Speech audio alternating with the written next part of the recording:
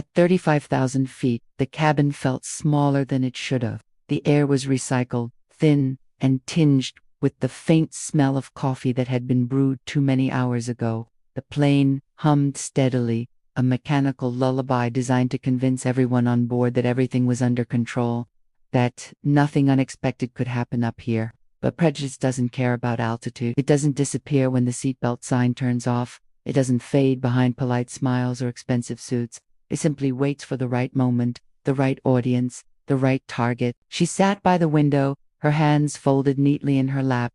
A black woman in her early 30s, dressed professionally but modestly. Her blazer was charcoal gray, her blouse crisp, her hair pulled back into tight natural curls that framed her face with quiet confidence.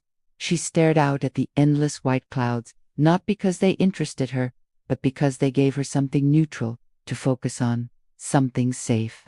Flying had always been complicated for her, not because she feared turbulence or heights, but because airplanes compressed people into close quarters, tight enough that assumptions brushed against skin whether you wanted them to or not. First class was supposed to be different, quieter, more refined. She had upgraded this time, telling herself she deserved it. Long week, important meetings ahead, a small reward for years of grinding twice as hard just to be seen as half as capable. The seat beside her was empty for now. She adjusted her seatbelt, smoothed her blazer, and took a slow breath. Then he arrived. He moved with the confidence of a man who had never questioned whether a space belonged to him. Late 40s, expansive suit, perfectly groomed beard, a watch on his wrist that probably cost more than most people's monthly salaries. He barely glanced at her before dropping into the seat beside her. Didn't say hello, didn't make eye contact. He immediately spread out to elbow, claiming the armrest, legs slightly apart, phone already in hand. His presence filled the space, pushing hers to the margins. She noticed, she always noticed. A flight attendant appeared moments later, smiling professionally. "Welcome aboard, sir. Can I get you something to drink before takeoff?" He looked up, all charm now. "Scotch, neat. And for you, ma'am?" the attendant asked. Before she could answer, he chuckled softly. "You probably just want water," he said, waving dismissively. "These seats are a big step up." The attendant paused, confused. The woman turned slowly, meeting his eyes for the first time.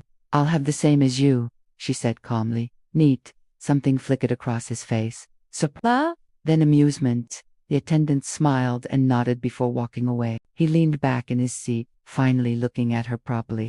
"Well, I'll be damned," he said, smirking. "Didn't expect that?" She raised an eyebrow. "Expect what?" He laughed, low and casual, as if they were sharing a private joke. "Someone like you up here," he said. "First class is usually different." She waited. He didn't elaborate. Men like him rarely felt the need to. "I travel a lot," she replied evenly. "So do a lot of people." He shook his head, amused. "You know what I mean?" he said. "No offense." There it was, the phrase that always followed the insult, as if intention mattered more than impact. She turned back to the window. "No," she said quietly. "I don't." He studied her now, curiosity replacing indifference. "You in entertainment?" he asked. "Sports? Assistant? Diversity hire?" The words landed one by one, heavy and sharp. She clenched her jaw, then relaxed it. "No," she said. "I'm in leadership." He burst out laughing. Not loud enough to draw attention. Not quiet enough to deny. Leadership, to him, was a punchline. "Oh, come on," he said. "I'm just being honest. People like you usually don't sit next to people like me." She turned fully toward him now. "And people like you," she said calmly, "usually don't say that part out loud." His smile tightened. "You're sensitive," he said. "That's the problem these days. Everyone wants special treatment." "I want basic respect," she replied. "That's not special." He leaned closer, lowering his voice. "Listen," he said, pointing a finger at her chest. "Your kind doesn't get to talk to me like that." The words sat between them, ugly and undeniable. A few nearby passengers shifted uncomfortably. No one intervened. They rarely did. She looked at his finger, then back at his face. "Move your hand," she said. He scoffed but pulled it back. "You don't even know who I am," he said. "I run a company with thousands of employees. I make decisions that change lives. So do I, she replied. That made him laugh again. Harder this time. You, he said. Please. The flight attendant returned with their drinks, sensing tension but trained not to acknowledge it.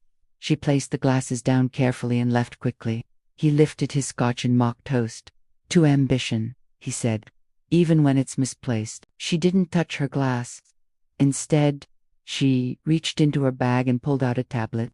He glanced at the screen, his smile faltering slightly as he noticed graphs, reports, logos, big logos. You consulting?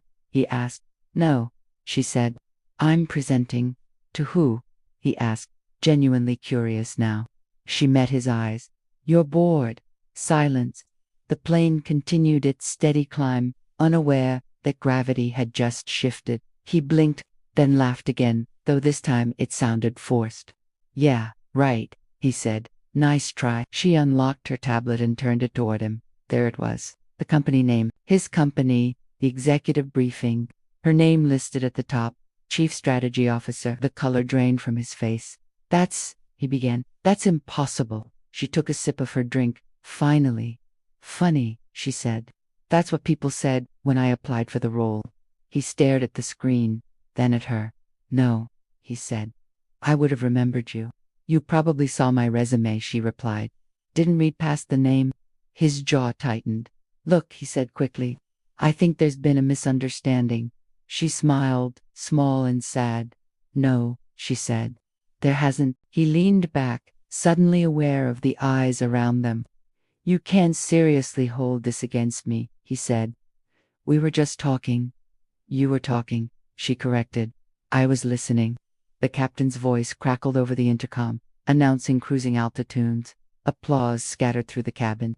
No one clapped louder than irony. You know, she continued softly, people think racism always comes with shouting, slurs, violence, but most of the time, it sounds like you. His face hardened. I'm not racist, he snapped. I employ people from all backgrounds. She nodded. I know, she said. I've seen the data. That scared him. I've seen who gets promoted. She continued. Who gets paid less? Who gets talked over in meetings? She leaned closer now, her voice steady. And I've seen who thinks power gives them permission. The plane hit mild turbulence. He gripped the armrest. You're threatening me? He asked. No, she said. I'm introducing myself. She pulled out a business card and placed it gently on the armrest between them. Her name, her title, her authority. He stared at it like it might bite. The rest of the flight passed in strained silence. He didn't order another drink, didn't check his phone, didn't speak. She returned to the window, watching clouds roll by, lighter now. Not because she had won, but because she had spoken. When the plane landed, passengers stood, eager to leave. He hesitated, then turned to her. I owe you an apology, he said stiffly. For what it's worth. She met his gaze. It's worth something, she said. Just not enough. She stepped into the aisle and walked forward, head high. First class felt different now, not because of the seats, but because of who truly belonged there. And behind her, a man who once believed the sky was his alone sat quietly, learning that altitude doesn't make you superior, character does. She walked down the jet bridge with steady steps, heels clicking softly against the floor, each sound grounding her back in gravity. The artificial calm of the cabin was gone now, replaced by the familiar chaos of arrival rolling suitcases. Overlapping voices, the stale smell of recycled air giving way to something sharper and more real. Behind her, she could feel him hesitate.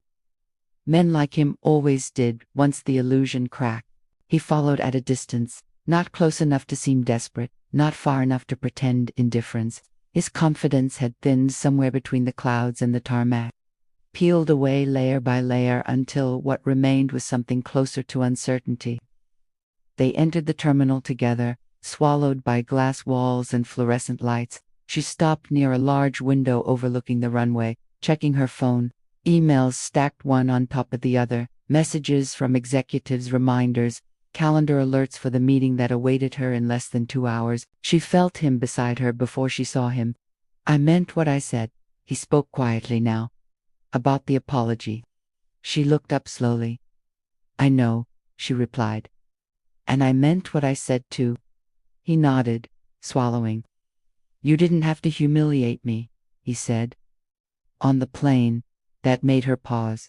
She studied his face, really studied it this time. The faint lines around his eyes, the exhaustion he'd likely mistaken for authority, the discomfort of a man unaccustomed to being corrected, especially by someone he never imagined as his equal. I didn't humiliate you, she said calmly. I didn't raise my voice. I didn't insult you. I didn't call you names. She leaned slightly closer, her voice firm, but even. I simply refused to shrink so you could stay comfortable. A group of passengers passed between them, laughing, oblivious. He exhaled sharply. You know, he said, I've built my entire life on instincts. Reading people, making fast judgments. She nodded. I know. And those instincts, he continued, have served me well. She waited. But today, he admitted, they failed. She slipped her phone into her bag. No, she said, they did exactly what they were trained to do.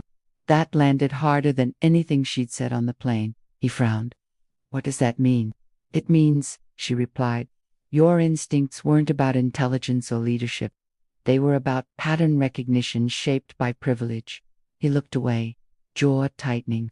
You saw my skin, she continued, my gender, my posture, and your mind filled in the rest. Assistant, athlete, diversity hire, anything except authority. She gestured around the terminal. And you're not alone. This entire system runs on those shortcuts. They stood there for a moment, surrounded by motion, yet strangely still. You're going to tear the company apart, he said quietly. People like you always come in talking about change. People like me, she echoed. He winced. I didn't mean. I know, she said again. You meant exactly what you said. She checked her watch. I'm not here to tear anything apart, she continued. I'm here to make sure it survives. That caught his attention. Our competitors are evolving, she said. Your internal culture isn't. Your bleeding talent you don't even see leaving. You've read the reports, he said. I wrote half of them, she replied. He was silent now, listening. You want innovation, she said. But innovation doesn't happen in rooms where only one voice feels safe speaking. She turned to face him fully. And let me be clear about something. He met her eyes. What happened on that plane, she said, is not an isolated incident. It's a pattern. And patterns are liabilities. He nodded slowly. So what happens now? He asked.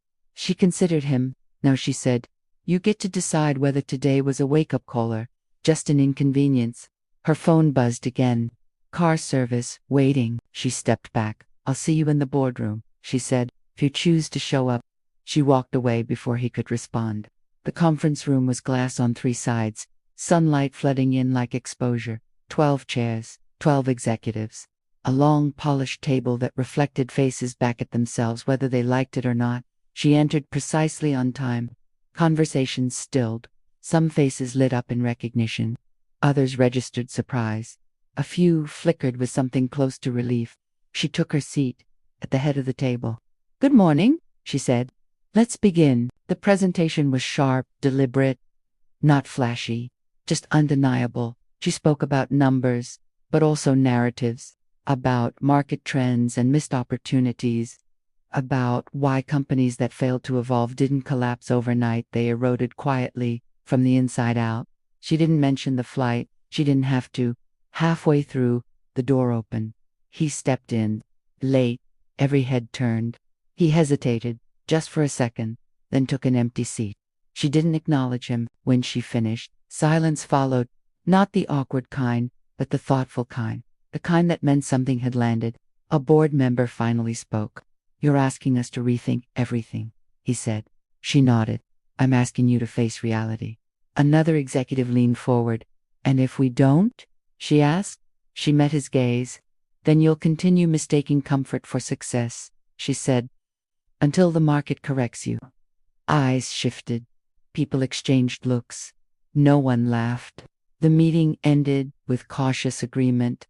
Next steps, follow-ups. As people filed out, some stopped to thank her. Others avoided eye contact. He lingered. When the room was nearly empty, he spoke. "You were right," he said, "about the liability." She packed her tablet calmly. "And?" she prompted. "And about me," he added. She looked at him then. "Growth," she said, "isn't about guilt. It's about accountability." He nodded. "I don't expect forgiveness," he said. "Good," she replied. "I don't give it for free." She stood. "But I do expect change," she added. "And so does every person you've underestimated." He straightened. "You'll have it," he said. "From me?" She paused at the door. "For what it's worth," she said, "this company can be better." Then she left. Outside, the city stretched wide and loud and imperfect. She took a breath. At 35,000 feet, Pow had tried to remind her of her place. On the ground, she had reclaimed it, not by shouting, not by asking permission, but by standing exactly where she belonged and refusing to move.